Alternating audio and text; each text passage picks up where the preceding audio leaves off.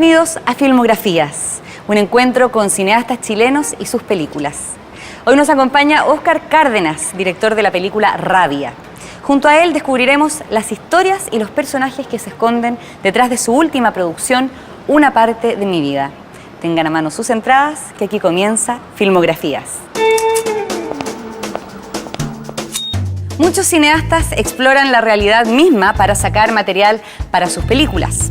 El cineasta chileno Óscar Cárdenas se internó en el crudo mundo de los cesantes que lo llevó a realizar un interesante proyecto llamado Rabia, la ópera prima de Óscar, y que cuenta la historia de una joven secretaria que busca trabajo incansablemente durante un año. ¿Cuál es tu nombre y edad? Camila Sepúlveda y tengo 25 años. Está difícil encontrar trabajo. ¿Cuál es tu profesión? Secretaria. ¿Hace cuánto estás pidiendo trabajo? Hace tiempo. ¿Me dice usted? Está mal hecho este trabajo, está pésimo, ineficiente, mal hecho. ¿Eres feliz? ¿No?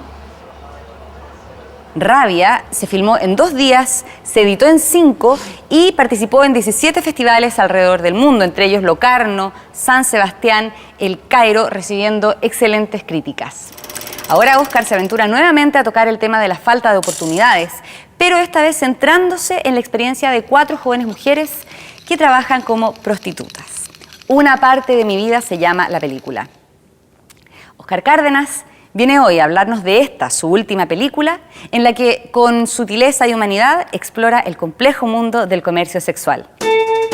Hola Óscar, ¿qué tal? Hola. ¿Cómo te va? Bien, ¿a ti? Bien, asiento por favor. Oye, antes de hablar derechamente sobre tu última película, Una parte de mi vida, nos gustaría saber un poco cuáles fueron tus motivaciones para dedicarte al cine. La verdad, yo vengo de un área distinta. Yo estudié programación antes, soy programador en computador, y luego estudié cine. Y no tuve un interés en el cine tempranamente. En el periodo que me tocó vivir a mí, que eran 70 y los 80, muy fuerte con la televisión, con todas las restricciones que habían, sí se daban buenas películas en tardes de cine y cine en su casa. Entonces uno veía mucho cine americano y el cine europeo estaba vetado. Y a finales ya de cuando ya uno empezamos en democracia, uno empezó a ver mucho cine europeo. Entonces yo creo que ahí me formé ya más como cinéfilo, y el interés en hacer películas quizás con la idea siempre de querer contar mis propias historias, pero de esta forma, no de otra.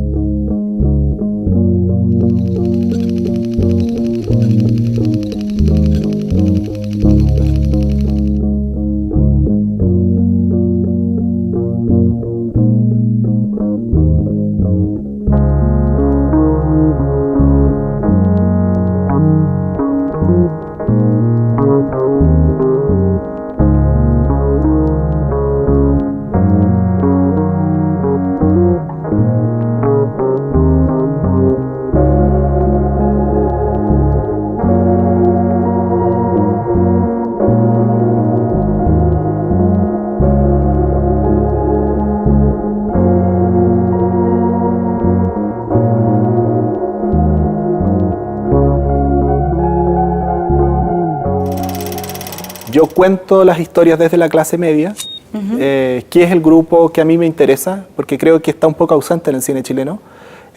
Como que se muestran los dos extremos, pero el grueso de la población, que es clase media, pareciera como que no tuviesen problemas, o que esos problemas no son interesantes de mostrar. Y eso es lo que me atrae de hacer cine y de poder hacerlo tan honestamente. ¿Y consideras que entre tus películas Rabia y Una parte de mi vida existe un hilo conductor en particular o una búsqueda de temáticas específicas? Sí, una como te decía, era la clase media. La otra es la mujer, principalmente porque creo que también son como la parte más frágil quizás y más desprotegida de la sociedad. Y mi acercamiento a eso quizás es el que es el hilo conductor de estas películas. Pero ella Eso, flaquita y rica. No, ¿quién anoréxica? ¿Cómo que? Ahí está bien. Venga, este calor, weón.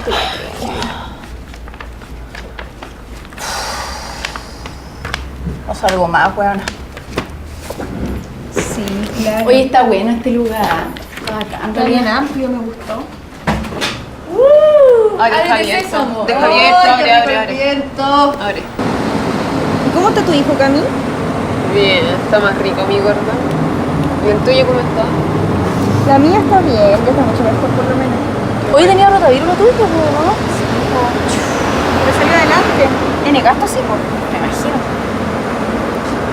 Oye, ¿tu hijo, Connie? Bien, ahí está con la señora que lo cuida, pues, la que te conté otra vez.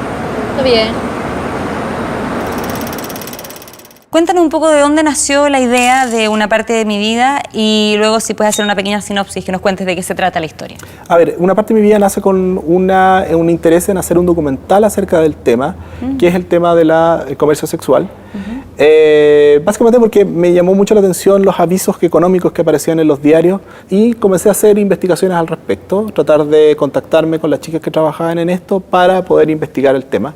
Siempre eran chicas que eran madres solteras, chicas que habían terminado muchas cuarto medio, incluso tenían estudios superiores, pero de que las oportunidades de trabajo no les habían dado las posibilidades de salir adelante como ellas querían y se dedicaban al comercio sexual.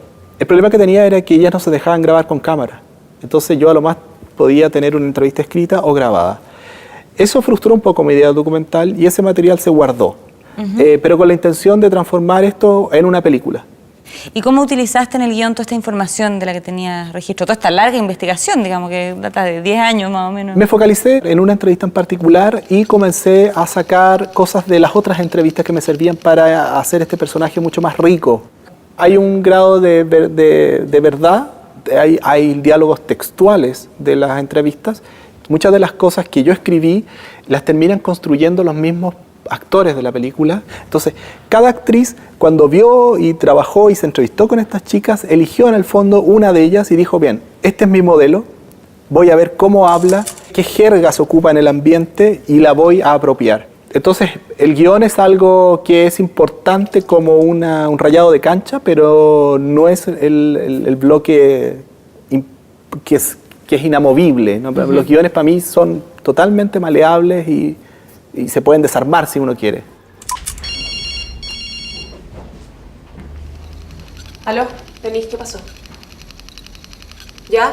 Sí, yo estoy arriba. En el 334. Ya. Dale, te espero. Ya, chaito.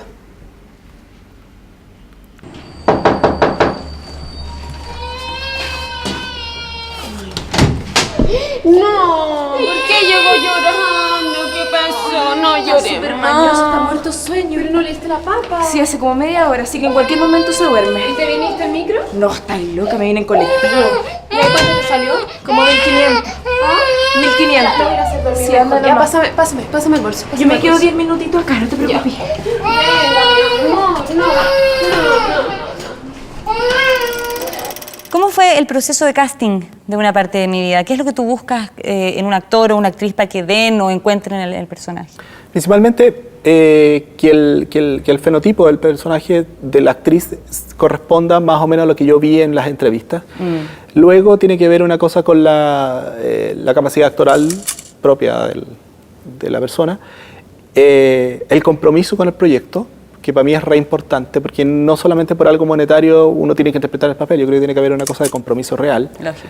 Y lo otro que me importa mucho, sobre todo los protagonistas, es que sean capaces de aguantar un primer plano durante mucho rato en pantalla. ¿Qué es lo que determina que un actor sea capaz de aguantar? Que te esté entregando, te esté traspasando emociones. Que por muy pocos gestos que haga, que sea capaz de entregarte emociones. O sea, que el espectador sienta exactamente lo que ese personaje, que en mis películas, al ser un híbrido entre documental y ficción, ese espectador sienta lo que está viviendo ese personaje. Y que sienta que esa persona es real. Y que esa persona es más que real, a lo mejor es una de las personas que vive en tu edificio. Y eso tiene que pasar de la pantalla hacia el espectador. Y eso me importa mucho en la elección de casting. Bueno, Óscar, queremos saber más sobre el trabajo del director con los actores antes y durante la filmación, pero nosotros mantengámonos en nuestras butacas porque Filmografías te muestra el otro lado del cine.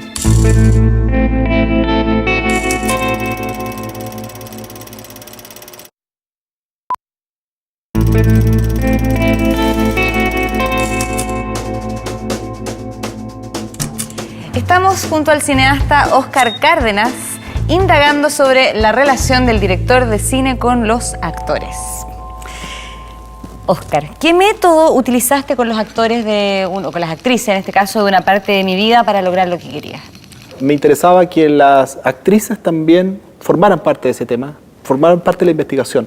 Entonces, trabajé dos líneas. Una era que ellas, a través mío, se contactaran con chicas que trabajaban en el comercio sexual y resultó que ellas se pudieron juntar y trabajar mucho tiempo en departamentos donde estaban estas chicas, las iban a visitar, conversaban con ellas, les contaban más o menos cómo funcionaba todo y sirvió para que ellas pudieran construir su personaje ya no desde el estereotipo que uno tiene, sino más bien con los pies en la tierra y reconociendo de que eran chicas como cualquier otra.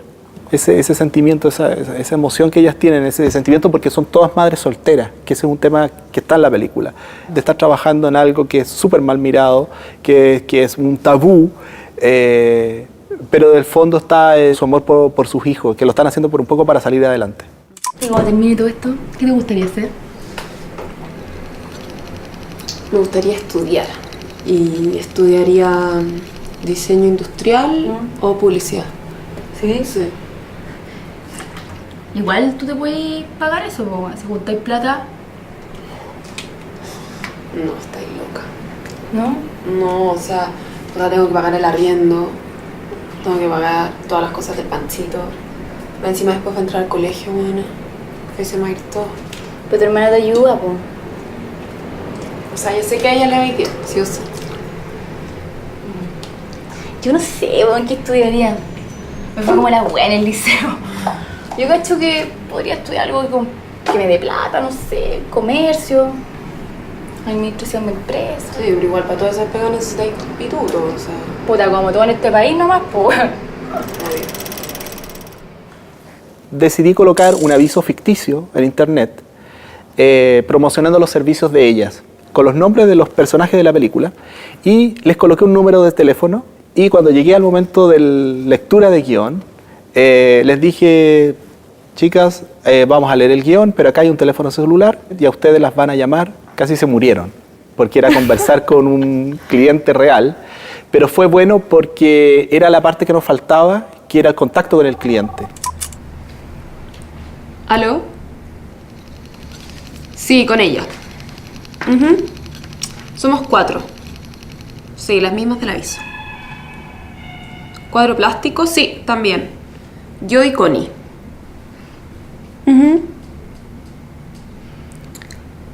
¿Cómo a qué hora quieres venir? Ya. Mira, tú llegas a Huérfanos con Estado y me llamas. Y te doy la dirección exacta. Te espero. Chao. ¿Tú trabajas con guión técnico, con dibujos o storyboard de las escenas que vas a filmar o eso es algo que decides en el rodaje? No trabajo con guión técnico, me parece a veces de repente que es un gasto innecesario de energía, sobre todo para el tipo de películas que uno hace. Si yo estoy trabajando en una película que está entre el documental y la ficción, a mí me favorece mucho que tanto los actores puedan trabajar muy libremente, puedan improvisar y se puedan mover, pero yo le exijo al departamento de fotografía, al camarógrafo y a los demás, y al sonidista, que estén muy atentos a esos movimientos.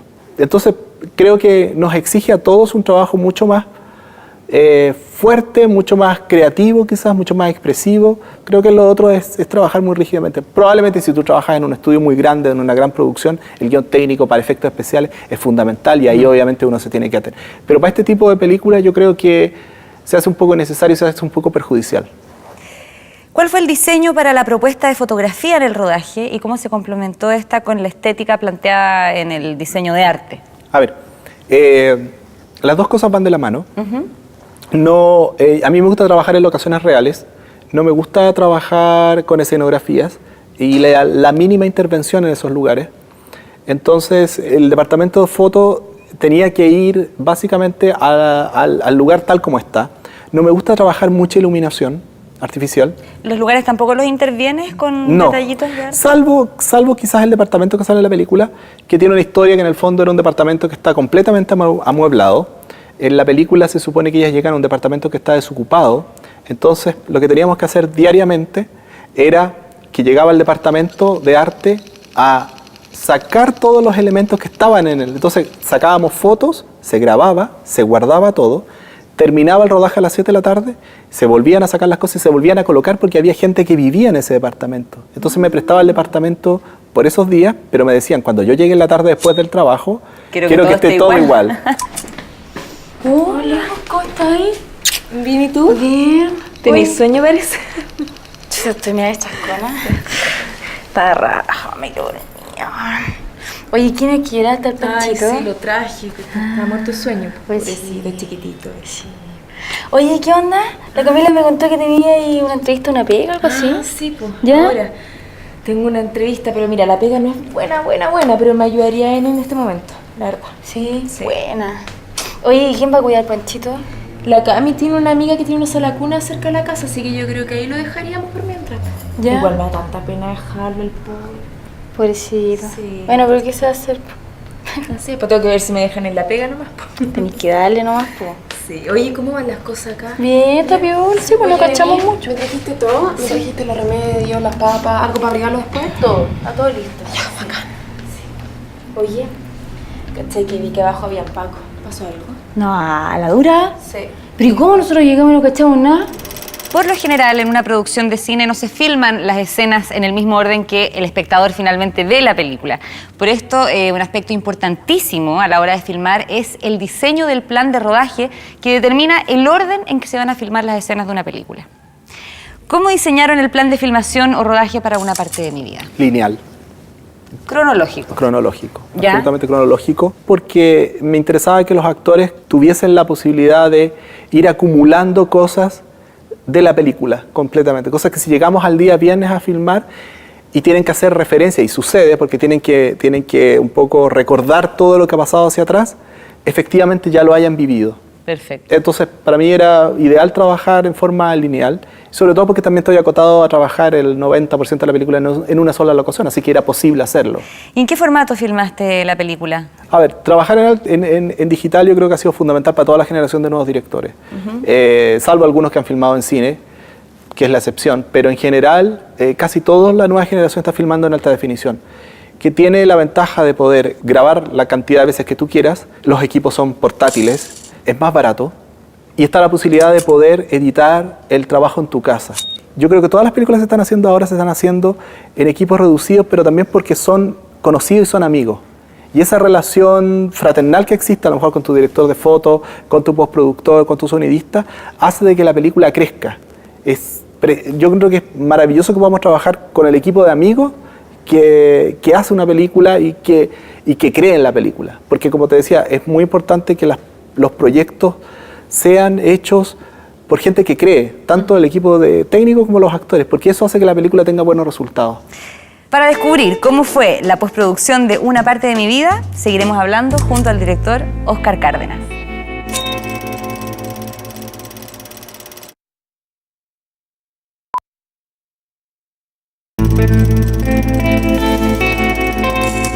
Algunas personas creen que la edición es poner en orden cronológico las tomas de una película. Sin embargo, es en el proceso de montaje donde se escribe el guión final. Óscar, ¿cuánto cambió la historia en la edición final de Una parte de mi vida en relación al guión? No mucho. La película se arma en la preproducción. En la conversación con el postproductor, con el editor, se arma la película. El postproductor está capacitado no solo por una cosa técnica de manejo de equipos, sino también de criterio estético. Claro. Entonces es capaz de montar una película sin la ayuda del director. Yo llego a ver un poco, ya a corregir ciertas cosas, a discutir con él ciertos planos que los podríamos reemplazar por algunas alternativas que tuviésemos, pero él también tiene argumentos para decir por qué ocupó ese y no ocupó este otro. Y son argumentos absolutamente válidos. Bueno, ¿qué desafíos te presentó el diseño sonoro en la postproducción? ¿Por qué tú decides, por ejemplo, trabajar sin música? Por una aproximación un poco a se podría decir, a un tipo de cine un poco más realista. Como mis películas tienen un poco la estructura de un documental, se parecen al documental en el tipo de cámara utilizada, me parece un poco que esa aproximación la puedo enfatizar mucho más si no utilizo música en ciertos momentos que mucha gente diría, bueno, aquí es el momento que aparezcan los violines porque esta es la parte triste.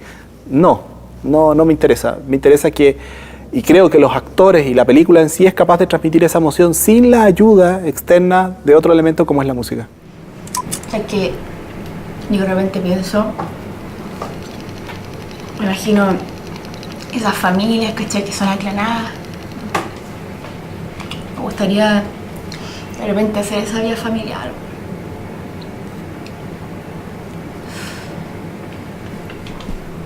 No sé, yo no me quejo igual, o sea, igual tengo a mi hijo, tengo a mi hermana, ¿cachai? Pero sí quiero pasar más tiempo con el Panchito, obvio. Sí, pues igual tengo mi hijo, pero me gustaría tener una pareja. Esa es la wea. Sí, pero esta pega es difícil.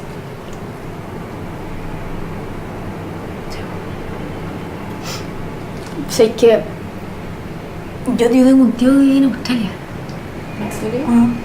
Y de repente me dan ganas de tirarme para allá. Obvio, ¿y por qué no lo haces? Sí, igual me he invitado varias veces, pero no sé, igual allá haría aseo y vivo súper bien, porque eché igual plata. Obvio, tenés que hacerlo, o sea, acá juntáis las lucas, agarráis a tu hijo y te vais para allá. Pero me diría la familia, bueno, no, así esa es la cuestión. Bueno, pero filo, da lo mismo. Piensa en tu hijo. No, sí, sí. Ya, pero filo, no nos achaquemos más, no pensemos más en weá. Al final, esto va a terminar tarde o temprano. De un paso nomás. ¿Cuál fue el camino para conseguir el financiamiento de las películas que has realizado? O sea, ¿cómo influyen, por ejemplo, los fondos concursables, los inversionistas privados al momento de financiar una película? Rabia la hice sin ningún tipo de financiamiento, salvo el mío, que es muy chiquitito. Y esta nosotros intentamos conseguir financiamiento a través de los fondos, el fondo audiovisual principalmente. ¿Postulaste más de una vez? Postulé 2 veces, se podría decir, porque postulé con el guión, el cual no pasó nada. ¿Para desarrollo de guión o para...? Para rodaje y postproducción. Ya. Luego postulé con la película terminada para postproducción. La película pasó todas las etapas, pero en la etapa final que el jurado ve, te dice no, simplemente. Pero lo importante es que cuando tú tienes una película que es abordable económicamente, que es una película en la cual tu equipo cree, en el cual tú estás convencido de que ese proyecto es bueno, creo que hay que sacarlo adelante sí o sí. Y si en el camino encuentras de repente que hay la posibilidad de obtener un fondo para alguna de esas etapas, fantástico. Pero si no te lo dieron, hay que seguir adelante y esa película tiene que ser mostrada finalmente. ¿Qué crees tú que le falta al cine chileno o a nuestro público para llenar las salas de cine nacional? Quizás hacer películas que emocionen más, que comprometan más al espectador. Historias que le pertenecen. Que te pertenecen. Y obviamente el fondo audiovisual o el fondo que haya no va a poder financiar la gran producción que hay de películas. Entonces, en la medida de que se insista un poco en el tema de hacer tu película y exhibir tu película, sea como sea, creo que el grueso del cine chileno va a mejorar en calidad y quizás va a mejorar también a lo mejor en espectadores. ¿Sabes qué? Todos estos locos cachan todo, weón. Cachan dónde están los departamentos, cachan quién los maneja, saben todo. Lo bueno es cuando quieren la hacen, cuando quieren hacer la rueda, y si te agarraron, cagaste nomás, pues weón. Ahora, tampoco me quiero quedar pegada en esta cuestión como esas minas que tienen 30 años y siguen, ¿cachai? Sí, pero bueno, algunas terribles de operadas, pues así cualquiera, weón. ¿Cachai que? Sí, pero son operadas, pues, weón. ¿Cachai que yo una vez conocí a una argentina, ¿no? que eran hermanas? Ellas venían de Argentina, se venían para acá 3 semanas, le decían a los maridos que trabajaban, no sé, de promotora. Pero las güeras tenían como 3 hijos cada una, 4 hijos cada una, eran viejas y la güera era un forro, weón. Súper operadas, pero medio bueno, ¿cachai? Igual eran pitias, eran bien. Igual para hacer esa cuestión, venirte para cada 3 semanas, pero eran pitiadas, eran más locas. Que uno conoce cada mina en esta wea, unas locas más cuáticas, buenas. ¿Y cómo esperas que sea la recepción de tu película por parte del público? Yo espero que sea una recepción buena, una recepción, como te digo, que el espectador se reconozca en la película. Yo decido hacer un poco la película que a mí me gusta y que yo creo que también al público le va a gustar, sin pensar en la gran cantidad de público, sino más bien en un público que quiera ver ese tipo de película. Bueno, Óscar, nosotros queremos agradecerte el haber aceptado nuestra invitación. Gracias Te a ti. deseamos muchísimo éxito con tu película. Y a ustedes que nos han acompañado en esta conversación, le dejamos extendida la invitación para que vayan al cine a ver la película Una parte de mi vida del director Óscar Cárdenas. No olviden ver el próximo capítulo de Filmografías, en donde conoceremos más de nuestras películas, sus directores y el nuevo cine chileno.